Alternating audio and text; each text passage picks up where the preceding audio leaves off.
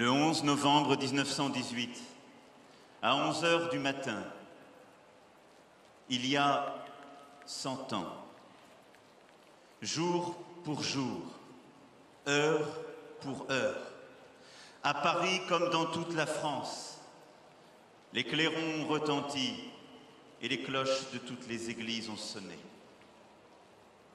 C'était l'armistice. Et dont on peut lire les noms sur chaque monument, des hauteurs solaires de la Corse aux vallées des Alpes, de la Sologne aux Vosges, de la pointe du Raz à la frontière espagnole. Oui, une seule France, rurale et urbaine, bourgeoise, aristocratique et populaire. L'humanité s'était enfoncée dans le labyrinthe hideux d'affrontements sans merci, dans un enfer qui engloutit tous les combattants, de quelque côté qu'ils soient, de quelque nationalité qu'ils soient. Dès le lendemain de l'armistice, commença le funèbre décompte des morts, des blessés, des mutilés, des disparus. Cela semble loin, et pourtant c'était hier.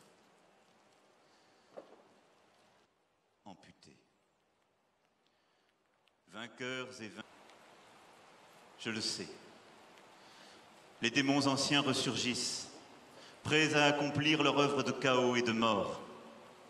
Des idéologies nouvelles manipulent des religions, prônent un obscurantisme contagieux.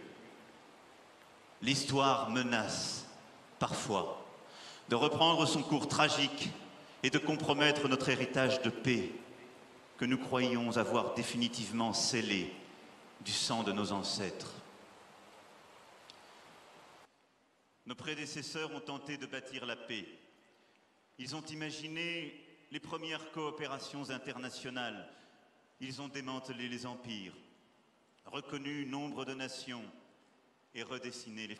Faisons, une fois de plus, ce serment des nations de placer la paix plus haut que tout, car nous en connaissons le prix, nous en savons le poids, nous en savons les exigences. Nous tous, ici, dirigeants politiques, nous devons en ce 11 novembre 2018 réaffirmer devant nos peuples notre véritable, notre immense responsabilité, celle de transmettre à nos enfants le monde dont les générations d'avant ont rêvé.